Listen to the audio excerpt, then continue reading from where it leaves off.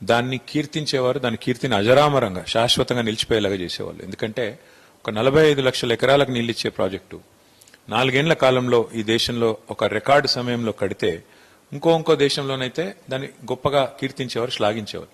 కానీ మన దేశంలో కుసంస్కారమైన కుత్సితమైన రాజకీయాలు ఎక్కువైపోయినాయి. అటు బీజేపీ కానీ ఇటు కాంగ్రెస్ కానీ ఈరోజు ఒకటే ఎజెండాతో పనిచేస్తున్నాయి. ఏదో ఒకటి చేసి కేసీఆర్ గారిని బద్నాం చేయాలి.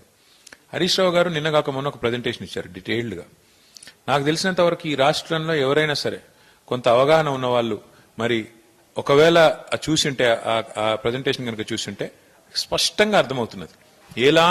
ఎలాంటి అపవాదులకు కానీ ఎలాంటి అనుమానాలకు కానీ తావు ఇవ్వకుండా, ఎవరికైనా ఏమైనా అనుమానాలున్నా ఏమైనా అభిప్రాయాలున్నా వాటిని మార్చుకునే విధంగా సవివరంగా వివరణాత్మకంగా పూర్తి స్థాయిలో అరటి పండు ఒలిచి నోట్లో పెట్టినంత ఈజీగా హరీష్ రావు గారు మరి ఈ కాళేశ్వరం ప్రాజెక్టు గురించి వివరణ ఇచ్చారు. అది కేబినెట్ ఆమోదంతో రాష్ట్ర ప్రభుత్వం తీసుకున్న ప్రాజెక్టు తప్ప ఎవరో వ్యక్తో ఒక ఇండివిజువల్ తీసుకున్న నిర్ణయం కాదు.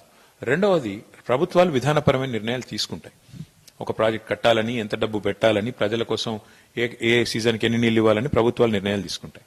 తీసుకున్న తర్వాత వాటిని ఆచరణలోకి తీసుకురావాల్సింది, అమలు చేయాల్సింది ఖచ్చితంగా అధికారులు, ప్రభుత్వం యొక్క యంత్రాంగం. అంతే తప్ప ఇందులో దాచడానికి కానీ దాపరికం కానీ ఏమీ లేదు. కానీ ఈ దేశం ఎట్లా తయారైందంటే ఇదిగో పులి అంటే అదిగో తోక.